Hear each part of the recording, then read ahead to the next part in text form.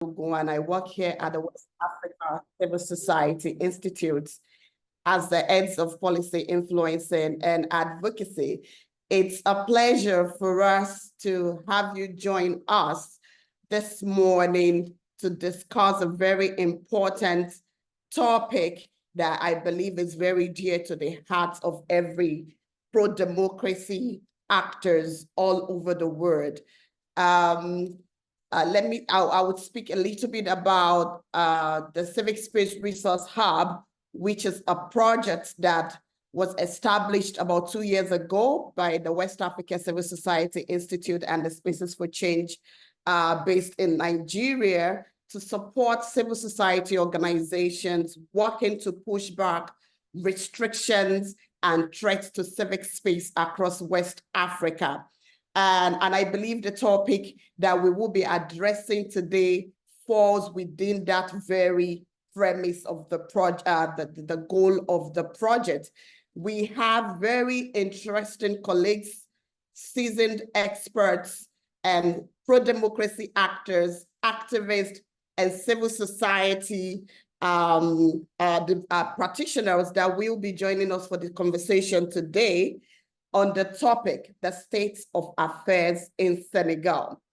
If anyone told me last year that this kind of webinar will hold, discussing Senegal in this very conversation, I would say it's impossible, because Senegal, as we know, it happens to be one of the oldest democracy that we have in West Africa, if not Africa. I think it's arguable. So we have our colleagues from Senegal that will be joining us. I will just go through a brief about their bios, and then they can recognize themselves if they are in the room already. I think I see some of them in already. So the first person on my list is Sadiq Nian, who is a seasoned practitioner, a researcher deeply committed to human rights advocacy with focus on refugee protection.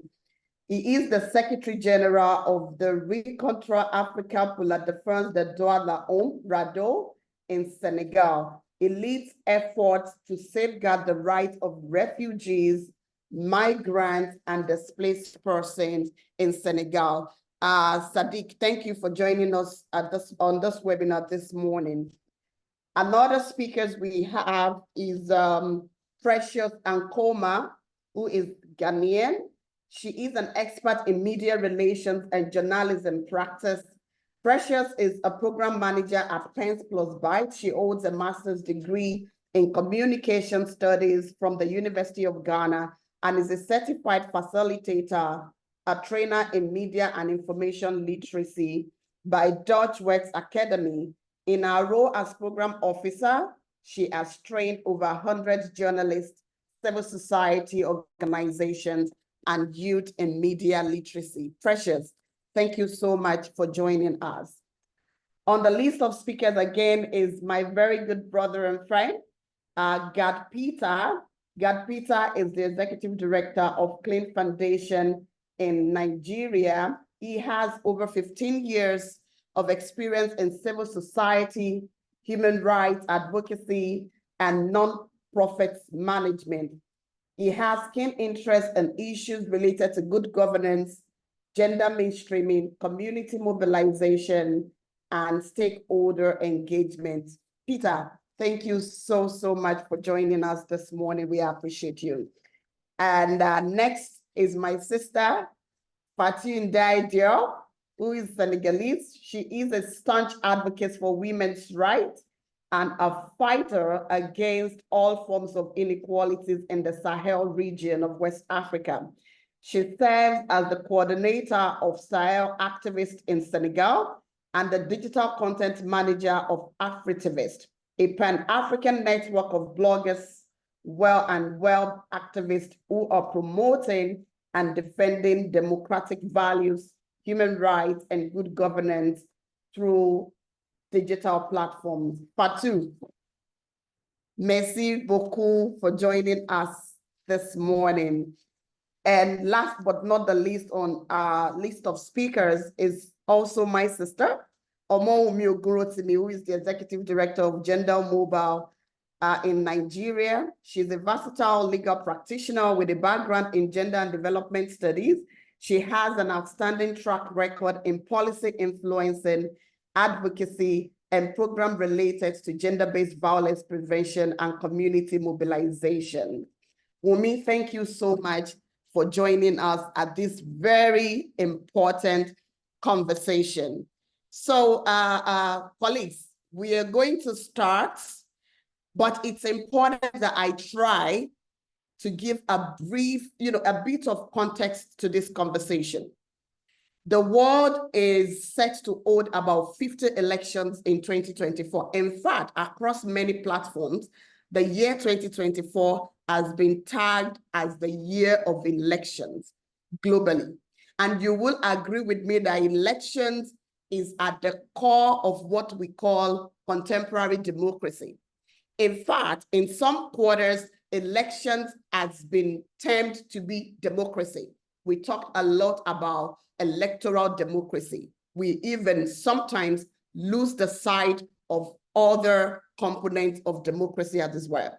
West Africa specifically has been witnessing a major democratic setback. I was at a meeting recently, and the professor, my very dear professor, tried to conceptualize the democratic crisis that countries in West Africa are currently witnessing.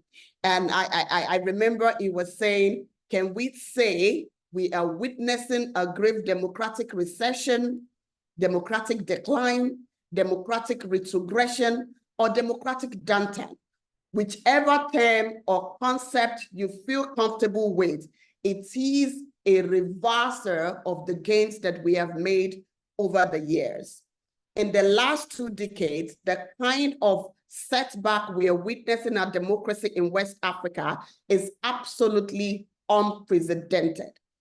As we gather here this morning, we have 4 members of West African states, ECOWAS, Economic Community of West African States, currently under the leadership of military.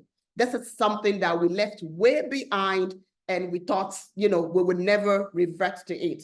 We have Mali, we have Burkina Faso, we have Guinea, we have Niger, and we are in the midst of all of this that the question and conversation and situation in Senegal began.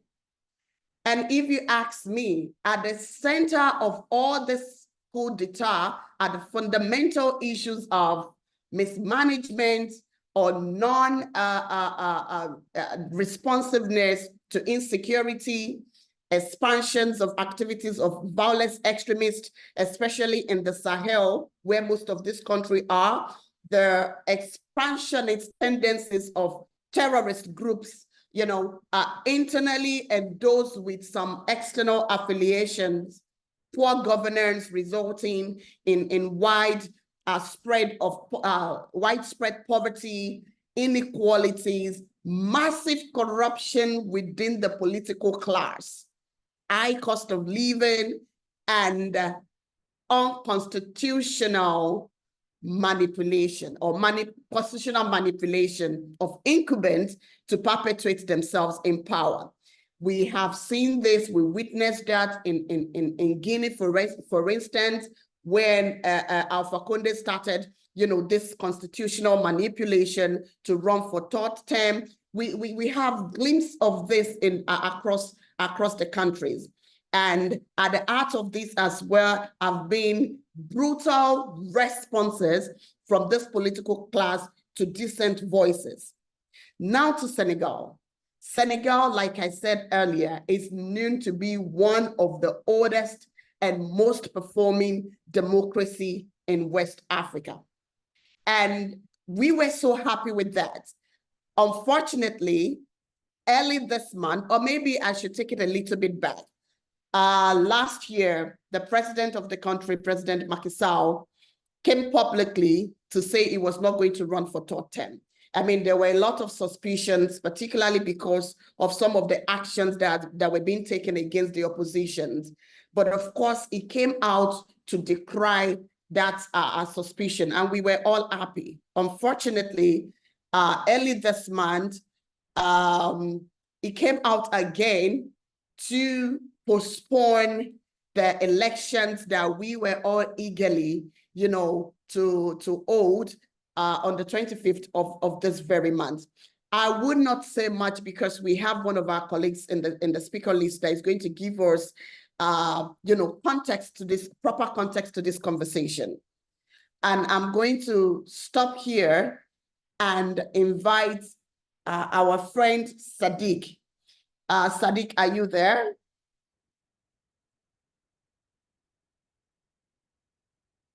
Sadiq? Okay, if you are speaking, I can hear you, but colleagues, please, Sadiq, are you there? Do we have Sadiq in the room? Yes, I think he's on mute. Okay, I think we may have some issues there. I can hear Sadiq. I am not sure I've seen him. Hello? Okay, bonjour, hello? Yes, Sadiq, I can see you, but I can't hear you. Merci. Please, if you can hear Sadiq, can you just drop me a message or a sign, can we use the sign? Bonjour, tout le monde m'entend? Bonjour, tout le monde. Yes. Bonjour. Okay, good morning. I can hear you. I can hear you now. So Sadiq, the first question I want to ask you is for you to set the context for us. What is the current state of affairs in Senegal and how did we get here? I know there are colleagues joining us from outside the region that may have heard about the situation, but they do not have the proper information on how the situation got to this very point. So Sadiq, if in the next few minutes, can you just give us, details of how the situation progressed to this very state? Sadiq, you have the floor. Merci, chers collègues. Bonjour tout le monde. Bonjour, chers membres du panel, chers invités. Je voudrais donc, à partir donc du contexte actuel, dire que ce qui marque le contexte actuel, la situation actuelle, c'est que après avoir donc renoncé au troisième mandat, comme vous l'avez dit, toute la communauté internationale et nationale. As you say, all the national and international community was shocked to hear that the presidential elections were postponed. In a speech that he pronounced on February the 3rd, 2024, Senegal. the President of the Republic, Macky Sall, informed the Senegalese that he repealed the decree dated 29 November 2023 related to that where he summoned the electoral body for the presidential election of 2024. And 2 days after, the National Assembly passed a constitutional act to postpone. En total porte-à-faux avec la Constitution, les modifications de la Constitution apportées en 2016, en l'occurrence l'article 103 notamment. I think we lost the interpreters. Are you there? I can hear you. Allô? Est-ce que c'est bon? Je disais que 2 jours après, donc... Hello? Allô? Il n'y a pas d'interprète. Allô?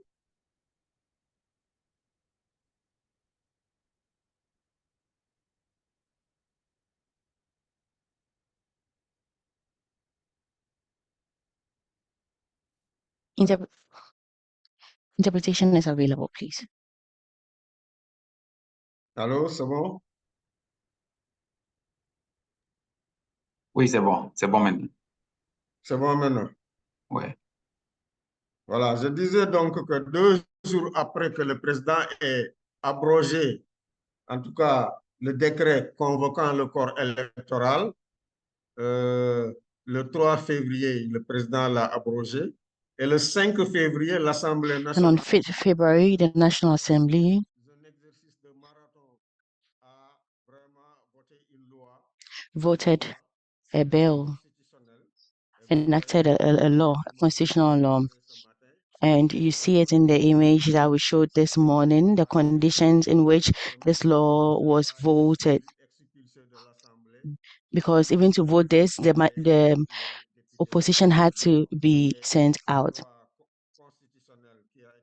And this constitutional law, which was voted on 5th February, moves the election to 15th October 2024.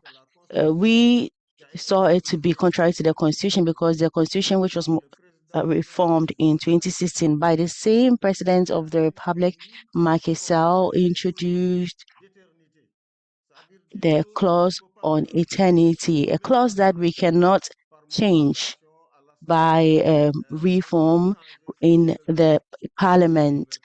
It can only be changed with a new constitution. So this clause is, first of all, on the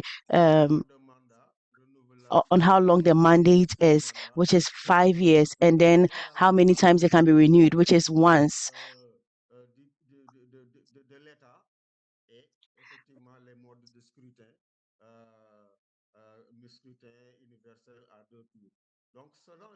So according to the clause that Macky Sall himself introduced in the constitution to say that this clause cannot be reformed, and then he came back and then reformed the constitution again for the elections to be taken to 15th October is not in line with, it does not sit well with us. The constitution talks about the end of the mandate of the president, and he says it ends on 2nd April. On 2nd April, if the president does not leave office, then there will be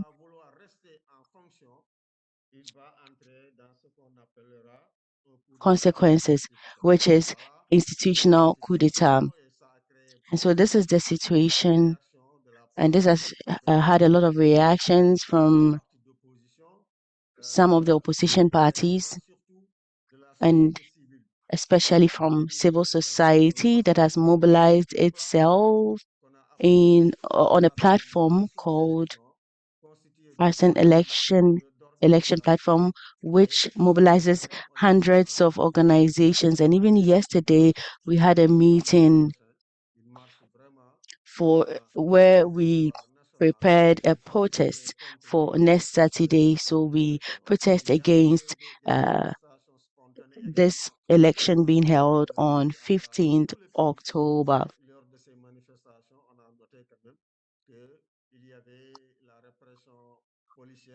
We also noted that there is repression, the police have been violent, and we recorded 3 people who are dead among the casualties and many other people that were arrested, although some of them have been released. This is the context. I did not go into too many details why the president felt the process had to be stopped and postponed. Maybe we'll come back to that. And then again, I must mention that there is a sponsorship system that was introduced in Senegal in 2019 so that the candidates who want to present themselves during the election must be sponsored.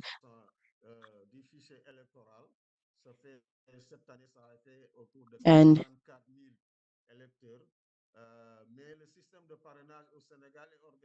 this year, well, there are so many difficulties.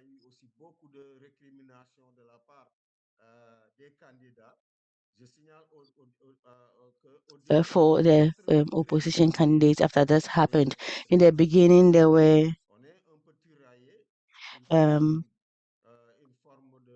93 candidates who were presenting themselves for to present themselves for the presidential elections. The sponsorship system has also ensured that a lot of opposition candidates are not able to present themselves for the presidential elections. Some of the opposition candidates have been taken out of the race, and the Electoral Commission has already came up with 21 people who were allowed. Among them, it was Karen Ward. Karen Ward is the son of the former president of the country. However, there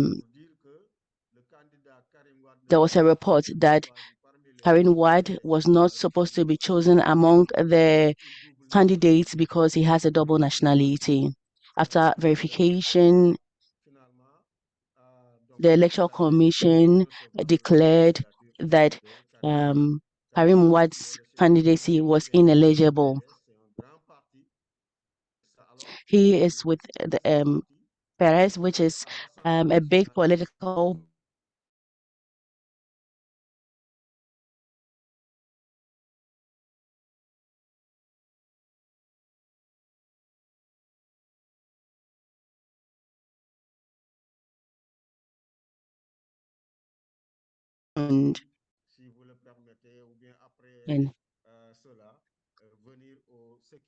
and if you want more details, maybe later I would come back and then talk about this.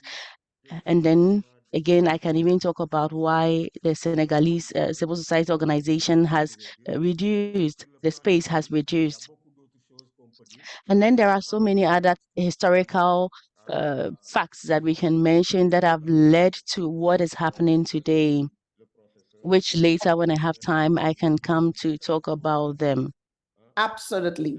Thank you so much, Sadiq. I think we have enough for now, and you've been able to help us to set the context quite well. So I love the point you raised that if the president of Senegal does not leave office by 2nd of April, there would be what we can term constitutional coup.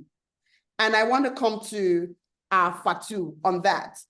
Fatou, I know you are pretty much familiar with the trends of events in the Sahel. This is the area in which you work. And where I sit as a non-professional, I'm beginning to see a familiar trend, a similar trend of how we got to where we are in Guinea. I do not pray that we get there with Senegal, but the patterns are pretty similar. I would like you to share with us, Fatou, what you see or what you have experienced where you sit in terms of how this crisis is manifesting and the dynamics that are similar to that of the Sahel, and how the women, the civil society groups are impacted, and how exactly would you describe the current civic space in Senegal, looking at all these various dimensions? Fatou, you have the floor now. Oui, bonjour, bonjour tout le monde, bonjour Omolara, merci beaucoup. Et merci aussi à Waxi d'avoir initié cette table ronde qui pourra nous permettre à nous tous membres de cette société civile de pouvoir s'exprimer, de parler de la situation actuelle du Sénégal et de tout ce qui se passe actuellement dans le Sahel, qui est quelque chose de vraiment, vraiment terrible. Parce que là, on a, je peux dire qu'au Sénégal, on a vraiment... Senegal, we have really touched the ground because civic space is being reduced.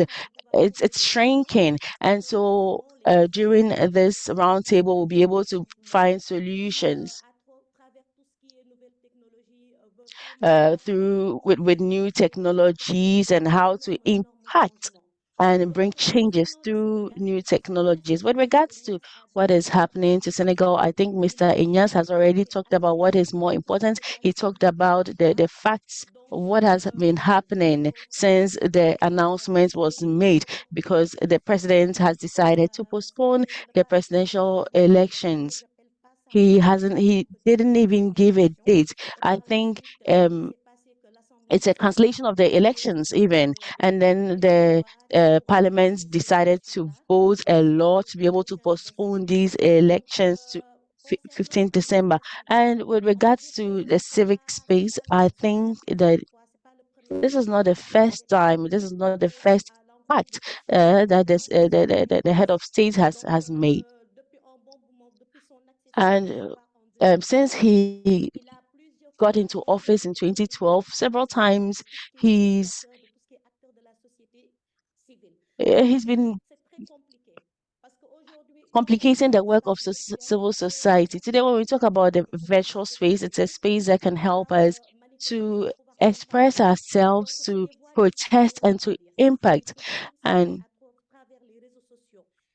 the populations are supposed to be able to express themselves through social media. However, since beginning of June or July of this same year, he's been repressing voices, and people were violently repressed. Protests were violently repressed. There were arrests. There were arbitrary imprisonments that have been very difficult. And everybody knows that the Constitution of Senegal guarantees in its Article 8 all freedom of opinion to all its citizens.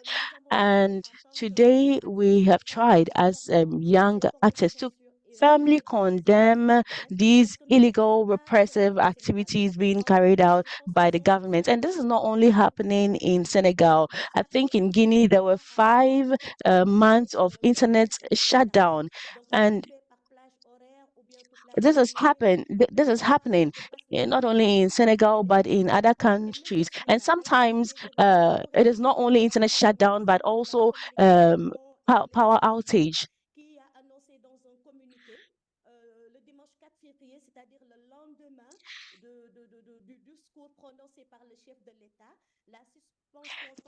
After the postponement was done by the president of Senegal, the next day the internet was shut down.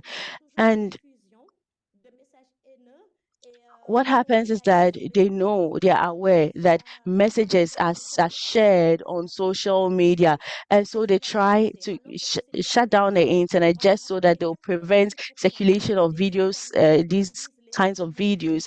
In Senegal, we have lots of the populations, a large number of the population using internet. So when they shut down the internet, they are trying to repress freedom of expression.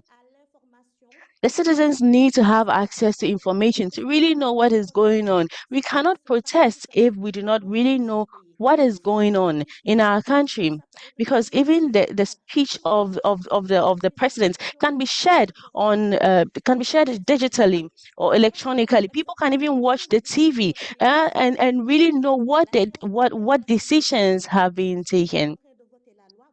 When the parliament was voting the law, for example, I was watching it live on my phone. When the opposition members were moved out of the parliament room, I was watching it. I was watching it on my phone. So if today internet has been shut down, we cannot have access to all these information, and this impacts the economic activities of the country, or even in the Sahel. We know that the media houses are also covering several events that are happening, and these are shown on TV and on other media channels. And so if internet is shut down or electricity is cut, it is really a serious matter, because it prevents the citizens who have the rights to protest from doing so. And so we need to create a synergy that can help us to find solutions. But if today we do not have access to internet, if we cannot connect online, then it will be very difficult to find solutions to these issues.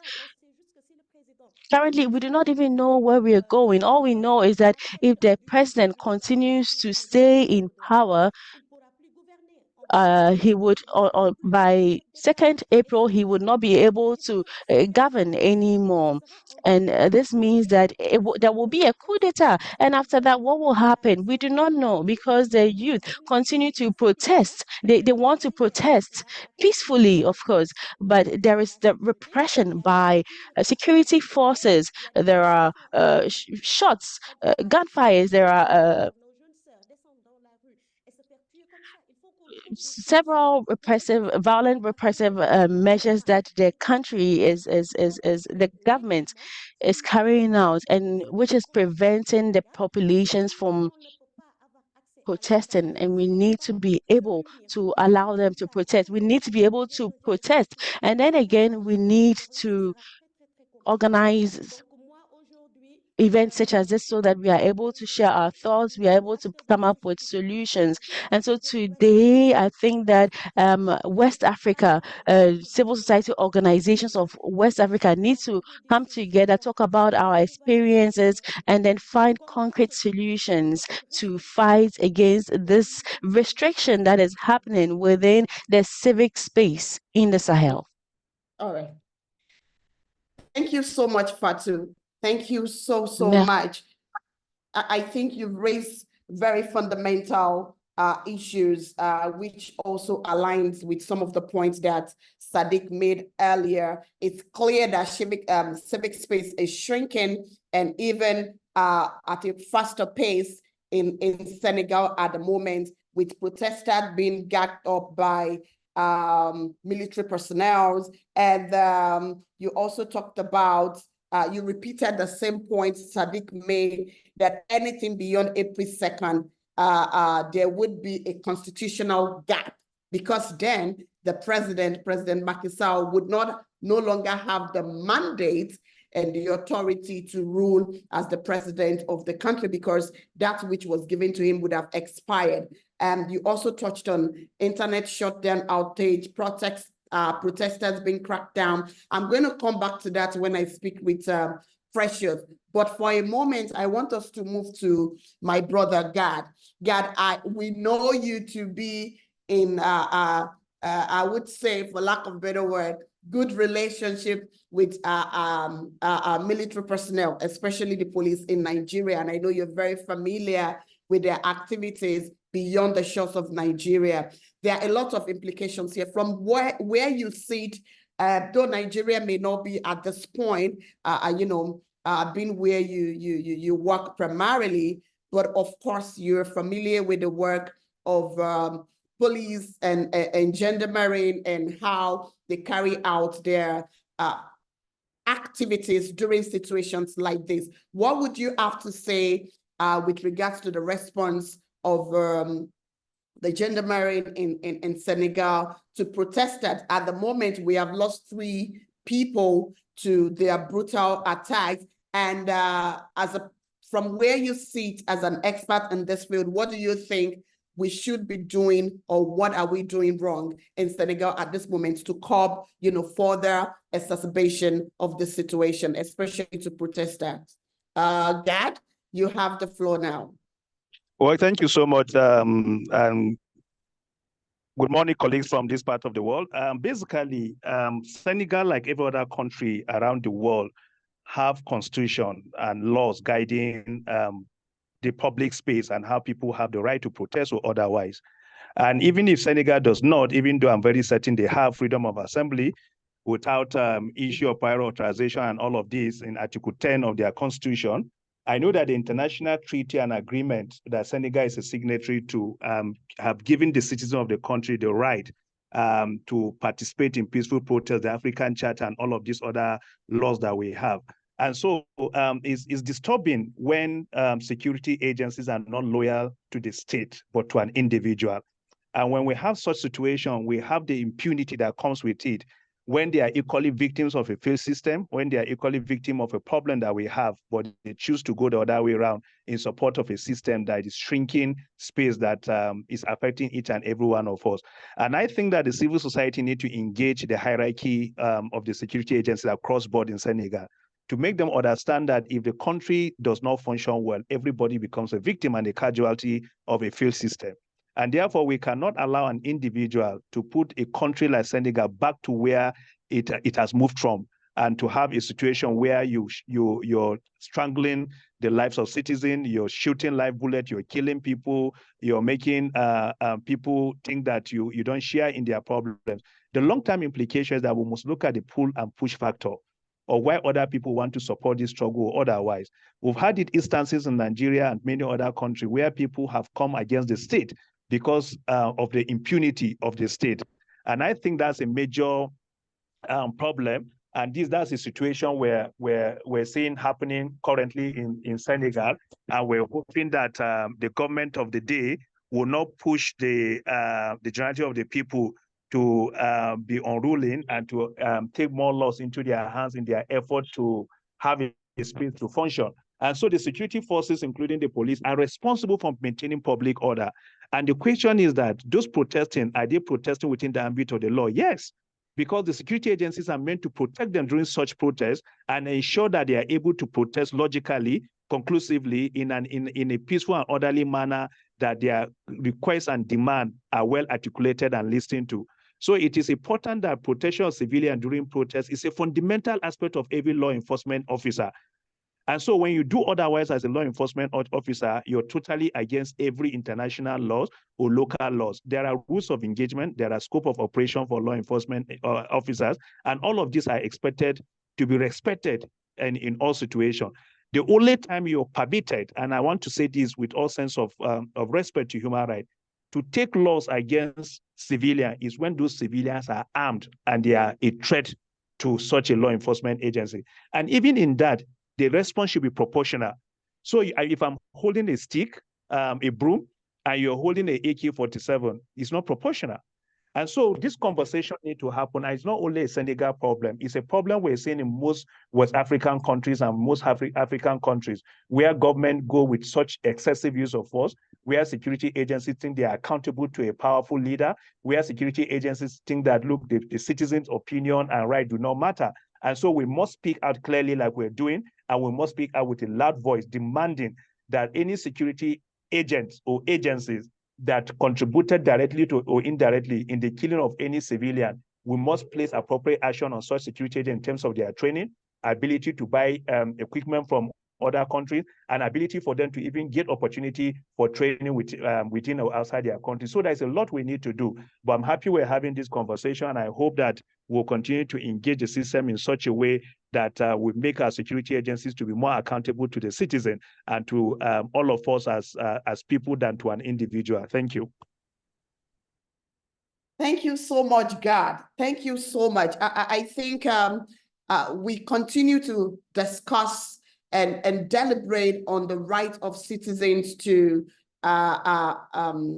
associate together, to protest, and of course to have a sense of belonging together, particularly where we see countries who outrightly violate, provisions as we have, not only in the African Union Charter on people's rights, but of course, even in the United Nations, human rights and freedom of association, expressions, and all of that. But what I have always seen, which I think you alluded to, is the fact that we often have this confusion within our, local settings where military personnel often, our security forces often request that protesters get some sort of approval, before they can protest, which I think is completely, contradictory to the essence of protest in itself.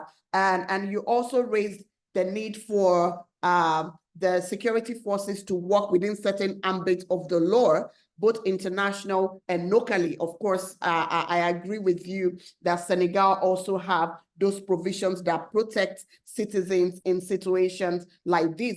But like we have seen across the countries. There is always a point, there comes a point where the security forces tend to just, throw all their weight and support behind the big man. And it brings me to the point around, what we call the state capture, where everybody just want to be part of the one who handles the states in his hands or under his armpits. Excessive use of force has been a pattern for a very long time, a pattern of security forces when situations of citizens making demand or requesting their leaders to be accountable. So it's a pattern that we're very familiar with. But I also love the fact that you were giving us some very professional and expert advice on what we should do, not only in Senegal, but across the region. And we're going to come back to that. If you're just joining us, we are talking about the state of affairs in Senegal. Senegal is known to be a beacon of democracy. It's one of the oldest, most thriving democracy in West Africa. Unfortunately, the president decided in its power to postpone the elections that we were all expecting to hold on the 25th of this month.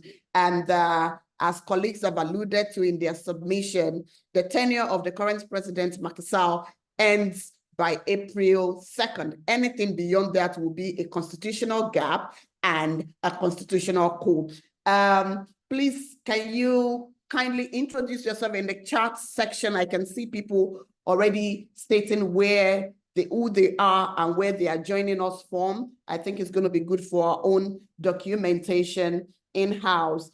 And also, if you have any comments before we open the section for conversations and interaction with the speakers and between and among ourselves, you can drop those comments in the chat box. I have a colleague of mine who is monitoring the chat box every second. And then when it's time for us to intervene, please do not hesitate to use the icon button to raise your hands, and then you will be recognized. Now, I think two of the speakers already talked about how internet has been used, to shut down dissent voices, to shut down expressions, to shut down opinions of innocent citizens, and of course that of the opposition, and also to close the space through which Senegalese can access the outside world, and the outside world can also access the Senegalese. This also has been a regular pattern.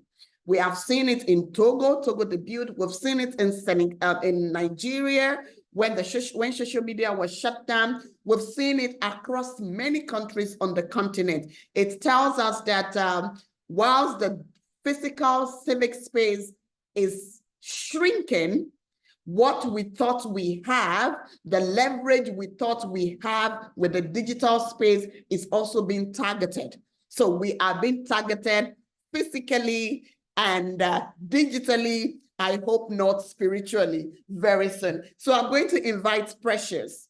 Precious, you are a digital rights advocate, and you've listened to colleagues, and I'm sure considering the work that Pens Plus Byte also does, across the region, you've been following development in Senegal.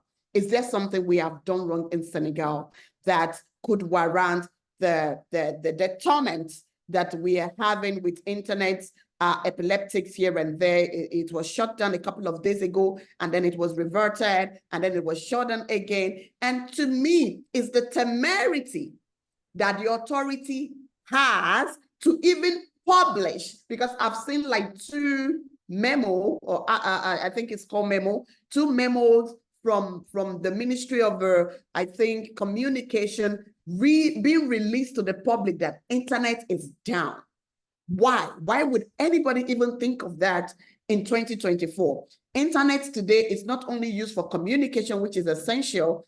People also make their daily living off the internet.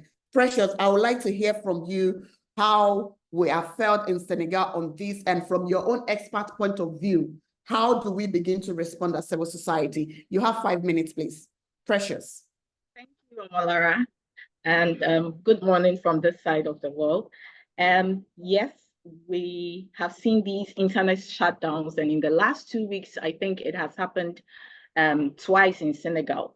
And the audacity of the Ministry of Communication and Telecommunication to even come out and issue this statement is something that we cannot even fathom.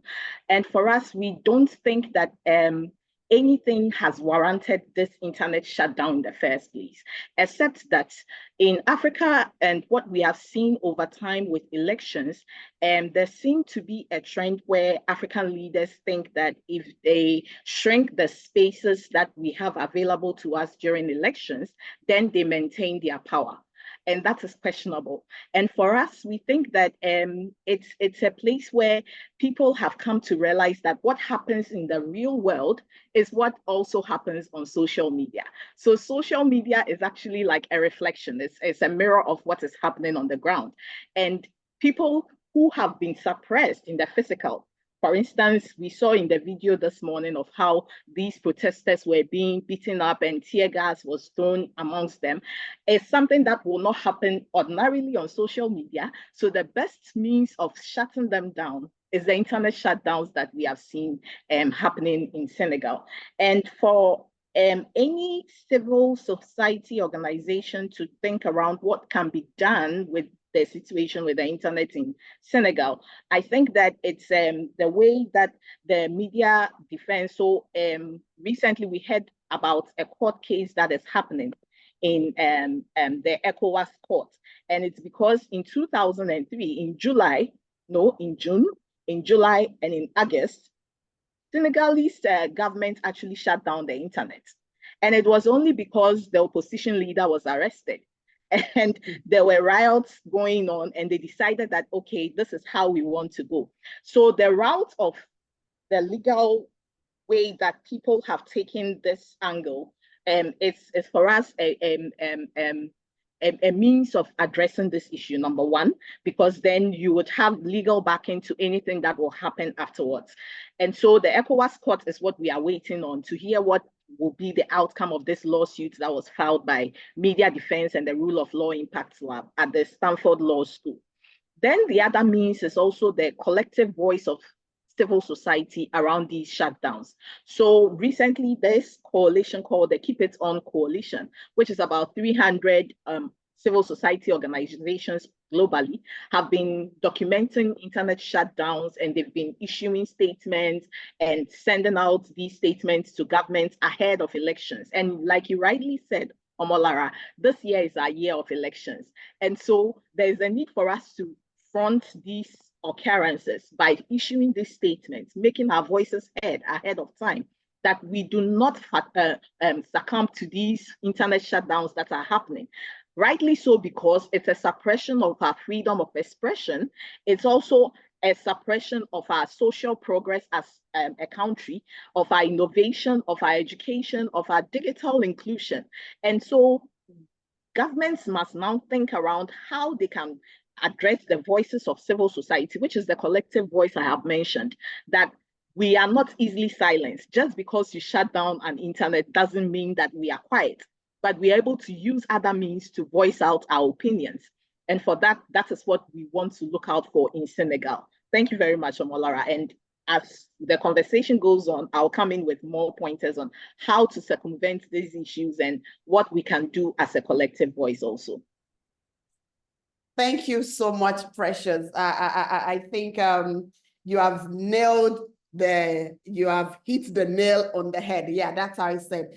Thanks so much. Like you rightly said, and I think I also mentioned it before you came on board, it's a trend, and it tells how narrow our governments are in their thinking, because you want to shut a distant voice, or you want to, gag an opposition, you shut down the gateway to your country and to your people, millions of them, some of who don't even have idea of what you're talking about around politics or elections. They just want to go about their daily businesses. And I love the fact that it's not only a violation of freedom of expressions, of rights, of associations, of speech.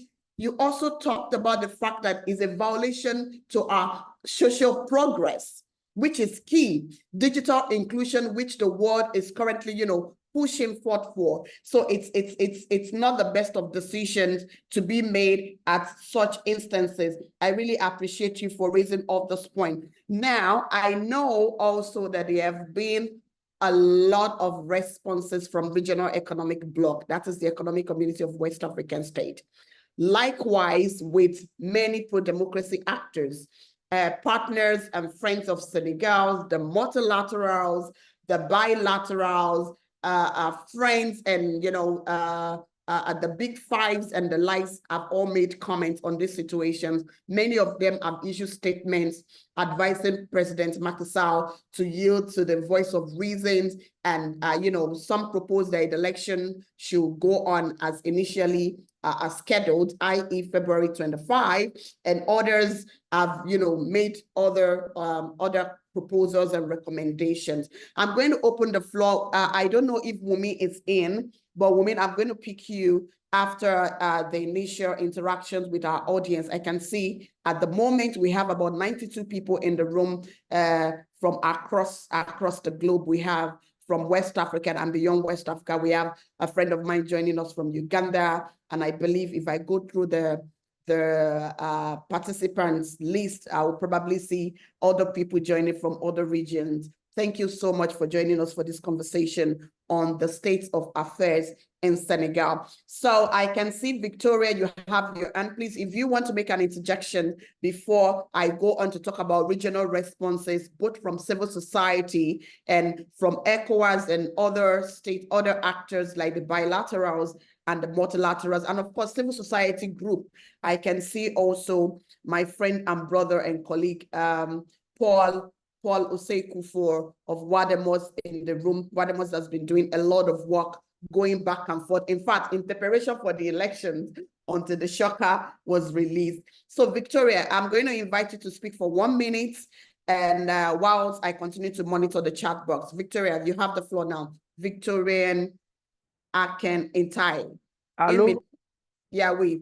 Allez-y. Allô? Oui. Allô? Merci. Allô, vous m'entendez? Merci, je suis Victorien Taillé. My name is Victorien Taillé. I am the president of the network on small weapons in West Africa. And I'm also the national president. I come from Côte d'Ivoire. So I keenly follow this event in Senegal. We, at the level of a network of action on the small weapons in West Africa, as a president, we produced communique, so to speak, in order to invite the various players to organize peaceful elections. We laid the emphasis on armed violence because for us, it is armed violence that can kill people in the different communities or in the population that want to demonstrate. It is true that today the issues of shutdown of internet, it can also be circumvented because we saw when the imperialism prevailed, our forefathers opposed to this without using internet. There are several ways of doing that, particularly we as civil actors, we are in the communities, and the communities are us first, and we need change at local level, and it is the communities that need to be mobilized. We don't necessarily need internet to get them mobilized. We are rooted down in the communities, and we can be against any form of wanting to muzzle us, to avoid for us not to to be seen by the international community. So for us, first of all, we need Senegal to raise up, the population to rise up, and we need to bypass the internet. And if we want to use the internet, we need to get the situation understood by the various communities so that they can have a clear opinion of the situation that prevails in Senegal. I think that it will then, so they will support us as civil society actors in the various activities that All we right. want to carry out at local level.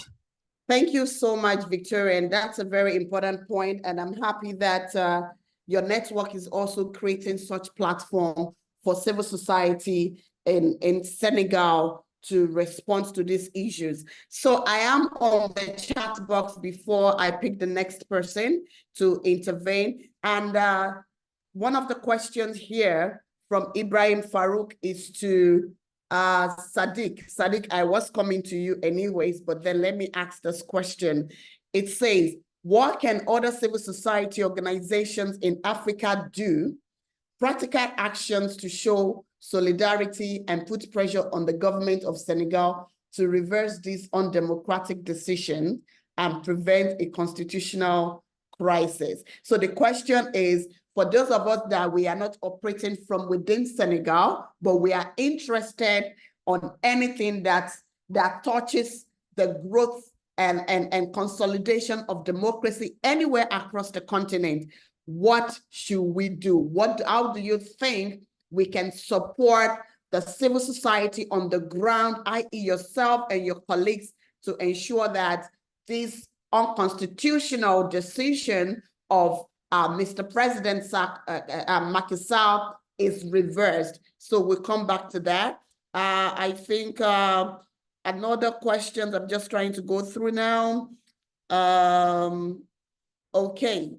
So colleagues, just keep monitoring the chat box for me as we have more questions or comments dropped in by our participant. So Sadiq, I'm coming back to you. Now, I understand, or as we already know, the elections has been set for December 15. And like we established, there will be a gap because President Macky Sall will no longer have the mandate of the people of Senegal to rule or to oversee the affairs of the state from April 2nd to December 25th and December 15th. And I haven't read of any provisions, some sort of interim government or some form of, they put some team together. There's a name they call it within the political science space. I can't recall now. There is nothing like that in sight. I haven't heard about it. So if the president does continue beyond April 2nd, that will be a constitutional coup. The question I want to ask you is, how do you think we can change anything, or what would you propose, being inside of it, and how can all of us outside the country can support those ideas to ensure that even if the elections would hold by December 15, the president that we have now does not continue, because that will be illegal. It's unconstitutional. Is there anything that we're doing in that regard? What are the provisions within the law of Senegal? I'm not sure if there've been a precedence of that nature. What do we do? What are we thinking? And if you think that I want to believe that this is very safe, we are not even scared to talk about this in case we have people who are loyalists of anti-democracy actor, that's fine. But if you're very comfortable, I would like to hear from you what actions you think we should be taking and how civil society in the region can support. Yeah, I think I'm going to leave it there. And the next question, I'll give it to Fatou. Sadiq, you have the floor now. Yeah. Let's talk about actions, what we need to do. Merci. Merci, Omolara. Je pense que les questions sont bien posées et ce sont des questions pertinentes. Mais avant cela, je voulais un peu revenir sur le contexte actuellement parce qu'il y a une étape importante. Because, there's an important phase, an important step. The candidates that should run for elections, we have 21, and Karim Wad was removed, and 14 candidates have already referred the matter to the Constitutional Court. So they filed a case before the Constitutional Court, and even at the Supreme Court level in order to redress the situation. But concerning the act passed by the Assembly, this act was subject to redress. So it was subject to an appeal before the Constitutional Court. So in a few days now, within a few days, the Constitutional Court will rule. And our hope leans on the ruling of the Constitutional Court. If the Constitutional Court believes that the National Assembly has passed an anti-constitutional act, then the election cannot be held on 15 December, but it will rather be held normally before the end of the tenure of Macky Sall on April the 2nd. So we have hope because, you know, I must recall you that in 2016, when Macky Sall promised to reduce his term, that was 7 years, and he wanted to cut it down to 5, then he asked the Constitutional Court their opinion. And then the Constitutional Court issued an opinion that they call opinion and decision at the same time, telling him that your tenure does not belong to you. You cannot increase it and you cannot reduce it either. And this is a clause of eternity. So based on that precedent, this tenure that he could not reduce, he cannot increase it today. He cannot prolong it. So this step is very important. And we are in a great coalition that we call a platform. And we always claim that the election should be held in compliance with the electoral calendar. This is our motto. So what we can do to help this happen at the level of, at international level, answering also my friend Farouk, is where you are, in whatever country you are, you can conduct actions that will help mobilize the national and international opinion, saying that this act, this law is anti-constitutional, and beyond April the 2nd, in Senegal, we are likely to fall in what we call a constitutional coup, like other coups, military coups. You mentioned that in your introduction. Today, we have 4 countries that are ruled by militaries. If we add a state that will be ruled by constitutional coups, you imagine where are we heading to? So everybody must get to the international level in solidarity. Your organizations that are at national level, you may write to the embassies, write to the UN, draft resolutions, because you have the example of the Gambia. When Yahya Jammeh, the dictator, the Gambian dictator, muzzled the civil society in Gambia, we organized resistance from Senegal. Part of the resistance then was organized from Senegal. I remember very well. We demonstrated to say no to Yahya Jammeh. So you may use platforms like the African Commission of Human Rights and People, the UN NGOs Forum, in all these bodies.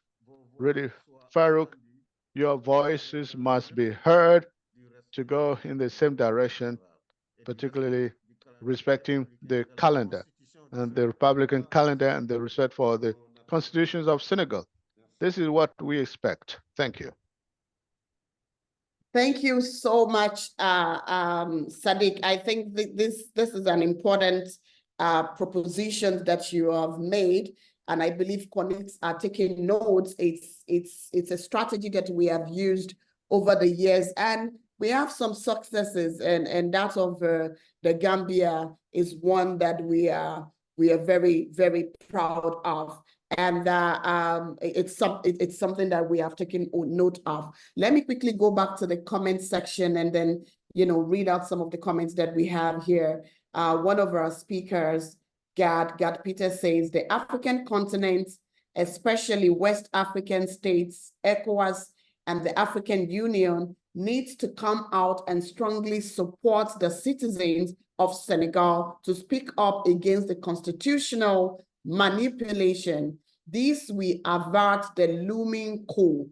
Security agents need to be made to realize that their allegiance is to the constitution of the state and not to an individual. In addition, civil society all over Africa need to speak up like we are doing here on the shrinking civic space, providing various alternatives to the cyberspace as well. Thank you so much, God. This is an important point, and we've noted it. And Chinyere says that she is suggesting that we design a petition and encourage everyone to sign and send it to President Macky Sall of Senegal. I think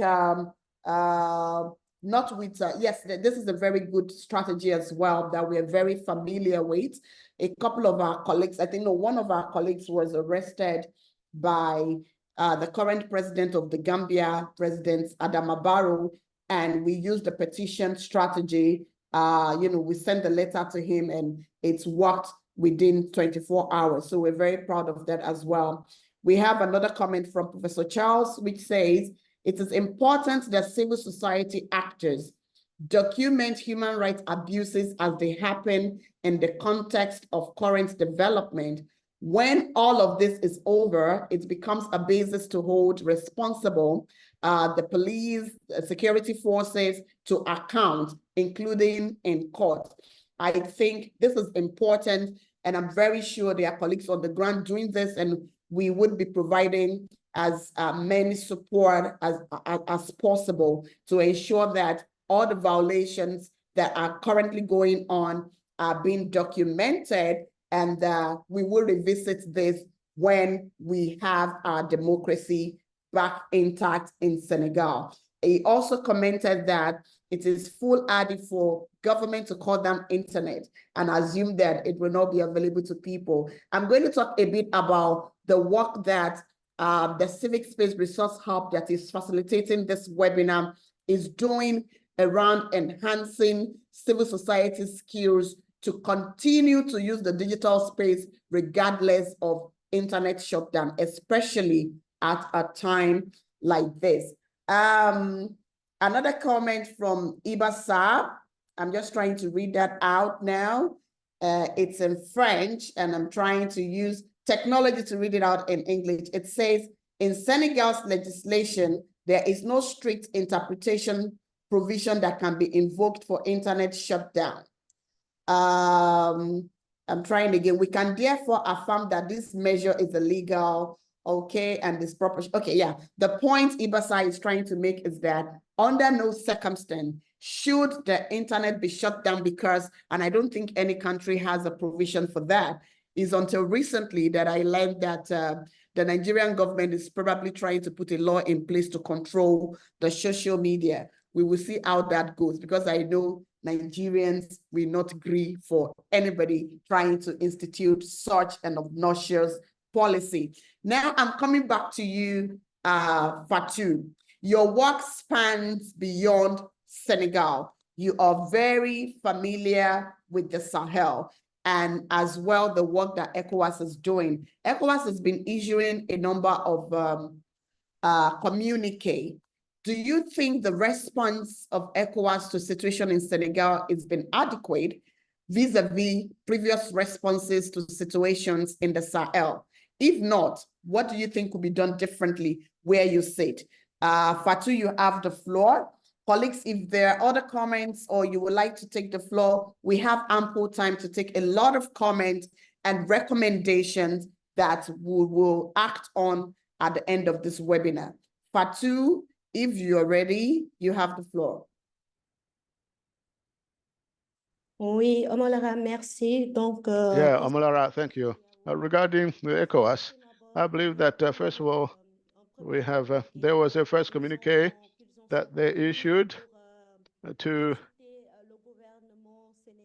encourage the Senegalese government to try and find a solution. So this communique, sincerely, I saw it as a kind of copy and paste, because I did not see any reaction. I didn't feel that ECOWAS demanded anything or requires that the President of the Republic should restore the electoral calendar initially agreed. It was not encouraged to respect the initial date concerning the organization of presidential elections. And after, they issued another communique, and this time around they were clearer. But until now, I'm not satisfied. Very recently, I saw that the president of ECOWAS, chairman of ECOWAS, should visit Dakar and have conversation with the head of state. But and it was cancelled after. The question that I wonder, so can we really rely on ECOWAS? I don't think so, because in the organization that I'm a member of, with 2 Senegalese journalists, they even file a case before the Court of Justice of ECOWAS in order to try to contest whatever is internet shutdown by Senegalese authorities. So this complaint, if it comes to fruition, it can even have the other Sahelian countries that are facing similar issue, so that are subject to shutdown of internet or repression and the shrinking of the virtual space. So these were some files that are these are redress sought before the court in response to the situation prevailing in Senegal. This problem, these are violations to whatever is right to is freedom of expression. Should ECOWAS wait until organization rise up to file a case before the court, or before they react? I think that the communique does not address anything. When I read it, it is as if they agreed with the measures taken by the executive power. So I mean the head of state. But what is the consequence? Was there any change? Because since April the 3rd, Senegal is experiencing a very difficult time. So we don't know what will happen. We are waiting for the Constitutional Court that will make a ruling. But they have about 30 days, even more, to make a ruling. But what would they decide? If they decide to accept this law, where is Senegal heading to? Where are we going? So why for me, ECOWAS, well, they issue communiques, but currently, have they taken any measures in relation to this issue? So they really encourage the head of state to restore the electoral calendar, or to choose, I don't know. Anyway, sincerely, ECOWAS, really, with this communique, I'm not satisfied at all. So for me, the solution, I'm waiting them where, well, they will say, as a member of the civil society, if we can have an answer. For example, somebody said that there are means to circumvent. Even if the internet is shut down, the civil society actors can today bypass all this in order to communicate and find solutions. This is what is important for me. Even carry out a campaign at international level. I think that the work that we should do, we cannot rely on ECOWAS, sincerely speaking. The work that we can do, it is up to us to do it and try to find solutions. Thank you. Okay, thank you so much, Fatou. And I think you spoke the mind of many, not only civil society organizations, but citizens. And not to hold brief for ECOWAS, but the usual excuse that we get from the regional economic bloc is the fact that, yes, they are a reg, but of course, each of the countries are still independent states and have constitution guiding their affairs. So it's usually a bit dicey for them, because I have had opportunity to discuss with some people within the institutions. But the major point that we've not been able to agree on is for ECOWAS to take a critical look at its text, especially the ECOWAS protocols on democracy and the good governance supplementary protocol, I think 1996 or thereabout, for those texts to be, of course, reviewed and reformed to meet the current situations that we have found ourselves in, or I would say contemporary democracy, for lack of better word. So thank you so much, Fatu. Yes, ECOWAS could do better, but most importantly, we as civil society need to take the bull by the horn and do what is needful. We have enough trajectory that shows us that the power in our collective can move mountains, and we have done it before. We have some successes as well as some failures, which we have not given up on. I have my senior colleague here, Comrade Madi, making a comment. I'm going to read Madi's comment. Madi writes from the Gambia, and it says, what is happening in Senegal is nothing new, and many more will happen in the rest of West African countries, one by one.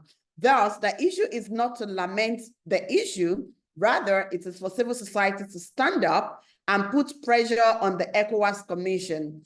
These are the key here, not the authority of head of state.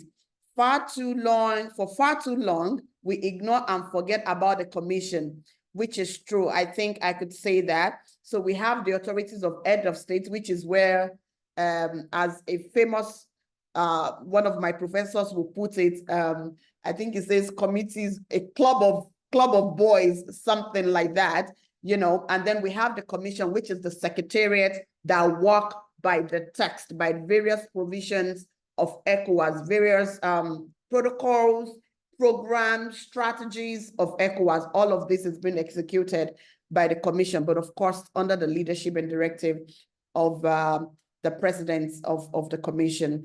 So Madi continued to say, it is the commission that must be seen. Just a moment, I think, yeah. It says, it is the commission that must be seen to take leadership as it provides advice to the authority and the councils of ministers. Therefore, the civil society must be ready to occupy ECOWAS Commission to demand enforcement of ECOWAS protocols, sanctions on delinquent presidents like President Macky Sall, and effective monitoring of current leaders and governments to ensure that they respect and abide by their constitutions and community protocols. We cannot afford to be in a firefighting mode all the time in West Africa. We deserve democracy and good governance now. Thank you so much, Madi. As usual, you know how much you and I align on democratic issues, particularly the strength of our democracy in West Africa and the role that civil society can continue to play to shift the democracy dive in the right direction. So we have taken note of, you know, shifting our focus from the authorities of head of state, which are, you know, same, to the commissions that often give the advices, you know, to them, and those who actually, I would say the civil commission of ECOWAS, you know, the secretariat, to also do the right thing that favors the community citizens. Okay, so before I take other comments in the chat, I have two hands here. I have my brother, Paul, who is the coordinator of West Africa Democracy Solidarity Network, WADEMOS, and Jesuti Mileyin. So I will call Paul first. Paul, you have the floor. After I'll invite Jesuti Mileyin. That's a beautiful name, by the way. Paul, you have the floor. Thank you very much, Omolara. I extend my greetings from the West Africa Democracy Solidarity Network, WADEMOS, to Waxy for putting up this very high-profile conversation and dialogue, and then also to all participants and speakers. A lot have already been said, so I do not want to rehash most of the points because they have been well articulated. But as you did indicate, we were also caught in the crisis. We were in Senegal when this happened. The conclusion we drew was that it is very much unwarranted because it really speaks to clear violation of the constitution of the people of Senegal, because the institutions assigned to address these challenges and problems were functioning at the time that we went to Senegal. The Constitutional Court has the mandate to verify, assess the sponsorship system.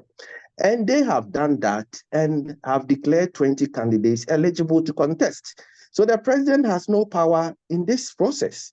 If some citizens or some candidates feel aggrieved, I think they should use the due process. The president had no power to intervene in the process. So I agree with those who are calling it as a constitutional coup. But the danger with this is that it creates a power vacuum, that after April, what happens to the presidency in Senegal? President Macky Sall will not have any legitimacy to continue to hold himself as the president of Senegal. And therefore, it brings a lot of political implications to the current situation in Senegal. So I agree with all those who are extending solidarity and calling for the restoration of the electoral calendar in Senegal. If anything has to be done, it has to be a bipartisan, multi-stakeholder consensus building and dialogue. This unilateral decision of Macky Sall, which has been rubber-stamped by the Parliament of Senegal, and I think we all watched the videos of how the parliamentary proceedings really ensued. This can never pass any test of law. So as Wademos, going forward and working with WACC and all stakeholders, we want to align with all the recommendations that will come out from this meeting. We on our part have issued a statement, and I've heard that there are suggestions for petitions to be sent to ECOWAS and other Senegalese embassies in countries within the ECOWAS bloc. This is something that we are also considering. And also even a small protest at the ECOWAS Commission. So we look forward to working with WACC and all the other stakeholders to push this conversation. This is one particular conversation that we should not really let it drop. We should continue to sustain it. Thank you very much. All right. Thank you so much, Paul. And congratulations to the work you're doing at Wademos. I'm very aware that you were caught. You were caught in the middle of it because you had already sent an advanced mission ahead of the election. You see, this is the pain we go through as development practitioners. We win some and then they send us back 10 step way back. There is a comment. I've noticed the end. I think we have time. This is our floor. There is a comment that I find very interesting here. I have my personal opinion, but then I would hold it. So this is from Matthew Mbai. It says, the attitude and responsibility of internet service providers also needs to be questioned as they are complicit in potentially infringing upon fundamental freedoms.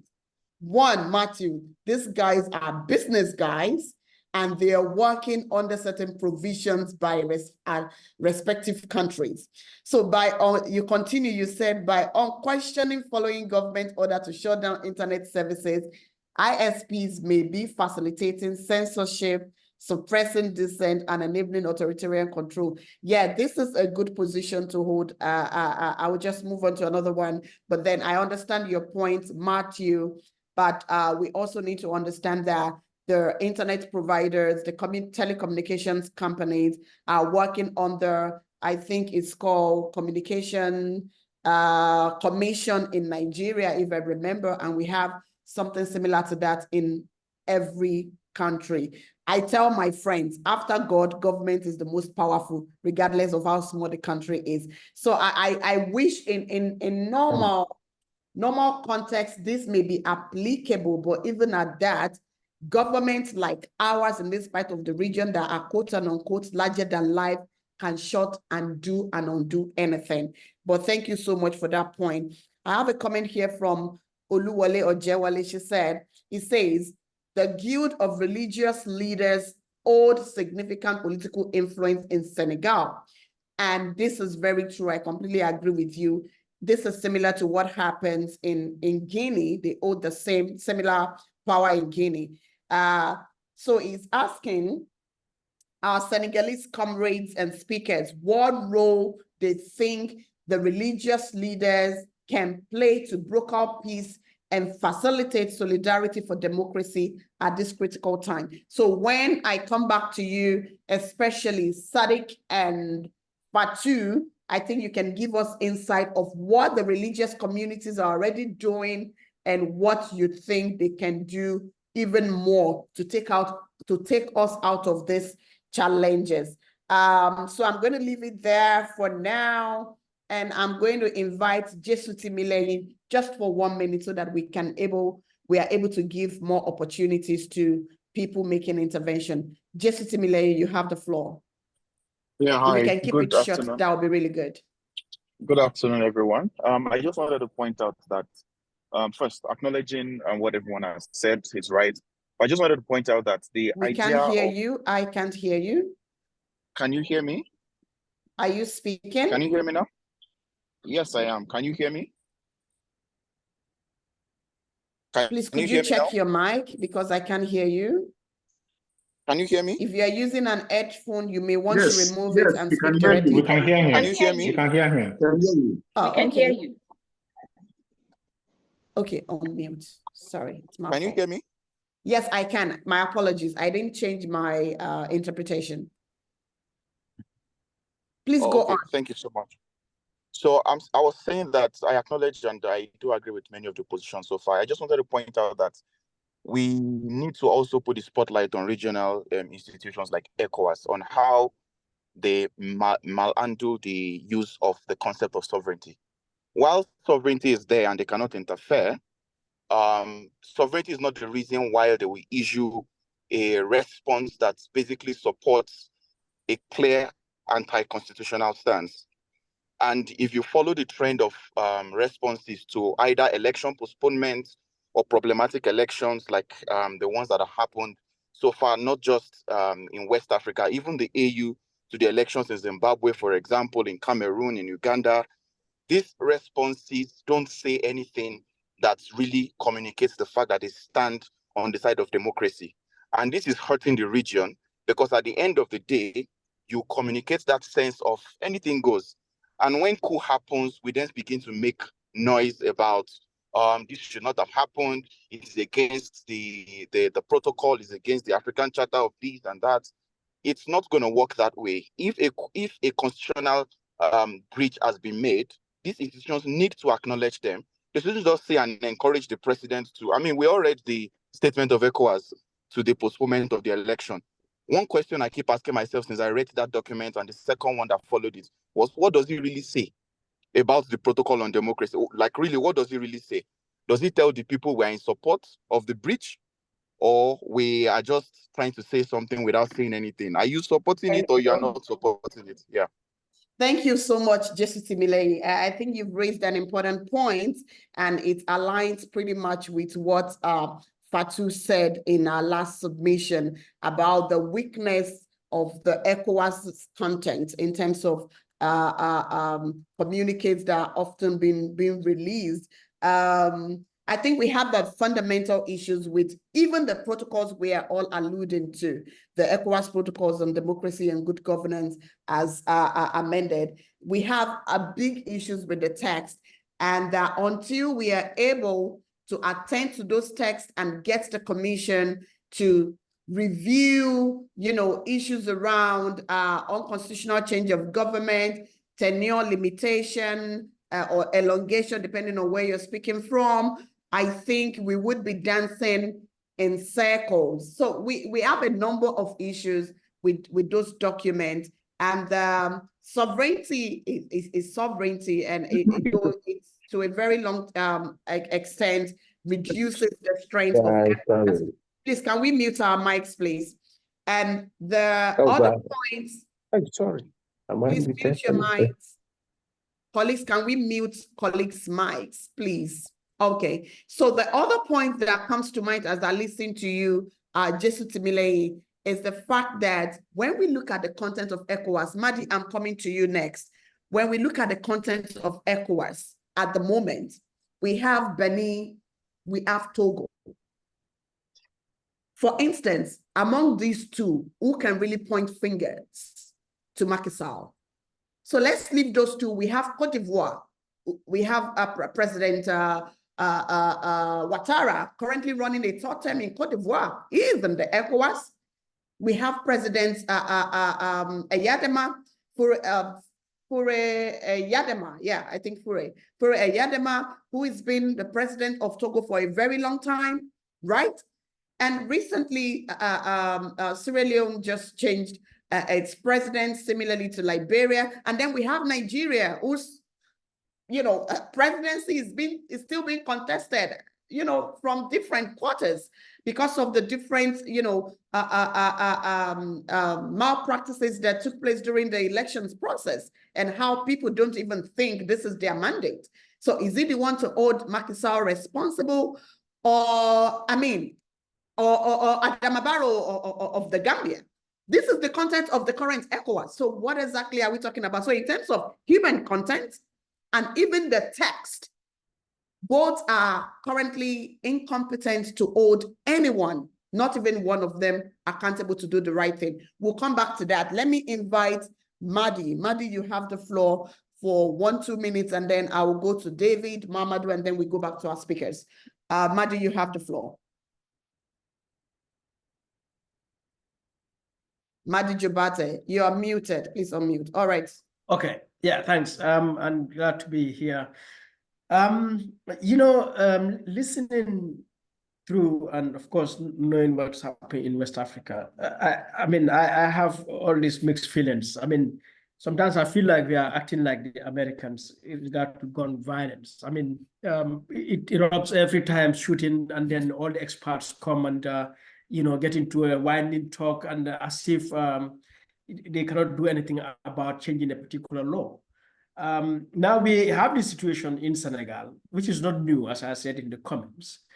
But the issue is not really what is happening right now in Senegal, because we should have known that what happened in Senegal February 3rd was going to happen if indeed we were following the political developments of Senegal, particularly Macky Sall's actions over the past few years.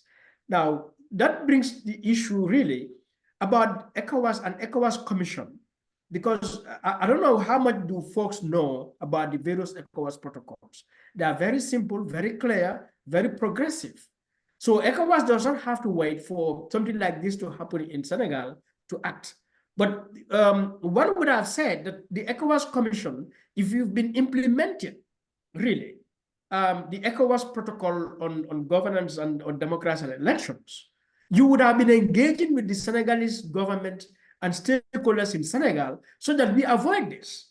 Now, you go to Gambia, in 2011, ECOWAS sent a letter, commission, that they are not going to observe the election in the Gambia because the ground was not level and, said all the bad things that Jammeh was doing. But that was a responsibility as ECOWAS Commission, as Gambia as a member of the ECOWAS, to make sure that you've been working with the Gambia, all right, from that, since I don't know when, to make sure we don't get to a point that you now say you are not going to fulfill your responsibility in your own commission, protocol to observe that election. So I think what we face here is an incompetent, inefficient ECOWAS Commission, and we ignore these people, which is unfortunately headed by Gambia right now as our president. We ignore these people, and they sit there. Check every West African country right now. You will see actions that clearly violate the ECOWAS protocol, because the protocol is not just about the elections. It's about how you build institutions, how you ensure democracy, good governance, protection of human rights. How do you ensure, inclusion and everything? So you look at each and every African country, they are clearly against what is in the ECOWAS protocol. So eventually what is going to happen is, next moment, another country is going to erupt. Embalo in Guinea-Bissau suspended his parliament. Suspended his parliament. Look at the ECOWAS communique of December 2023. What they said about that, just commending Embalo for putting down the mutiny. But you don't talk about the fact that Embalo is violating the protocol. And so eventually what we are going to see is Mbara is also going to do another thing, either have elections, reject them, or postpone election, or a coup d'etat happens, or something like that. So ECOWAS Commission is inefficient and incompetent, and it is high time our civil society raised this. That look, let's look at the European Commission. We have seen European commissioners, the president of the European Commission, call out European presidents, call out European governments for violating their terms, for violating their values and standards. Why can't, Dr. Omar Toure do that? Why can't he do that? Why can't the various commissioners of ECOWAS call out governments and say, look, come back to the path of democracy. You are drifting. This is what we expect ECOWAS to do. This African so-called, diplomacy doesn't have to be in the public. We have to do this in closed doors. It's nonsense. And this idea of sovereignty, it doesn't exist, because the point is you signed these protocols, all right, that has imposed obligations on you. So what sovereignty are we talking about? We're just reminding you, look, this is what you've signed, abide by it. That doesn't violate sovereignty at all. So the idea of sovereignty should have ended, centuries ago. That is not the issue at all. All right.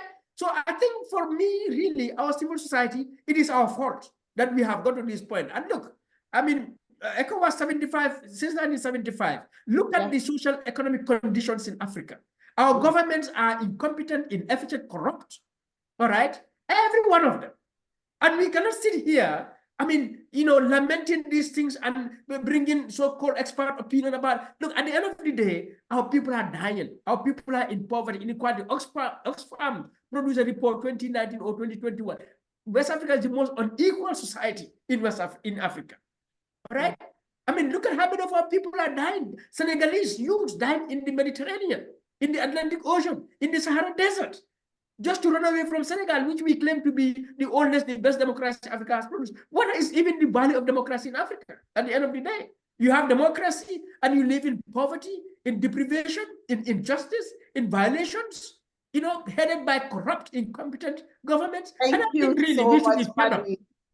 Thank you so much. Thank you. I can say more. I can't stop listening to you. We've been at this for many, many, many years, more than 14 years together. Thank you, Mahdi, as passionate as ever. And these are the frustrations of the people. These are the frustrations now, not only of the people, but of those of us that are working at the front line, of development practitioners who have, expended their entire life in ensuring that this democracy works for everyone. And yet we have a big man somewhere who can revert 10, 15, 20 years of gains that we have made. Thank you so much. We've noted those points. David Asante, you have the floor. Please, let's keep it very short so that we take more people. David, you have the floor very quickly. David Asante Dako, please unmute yourself and make your submission in 1-2 minutes.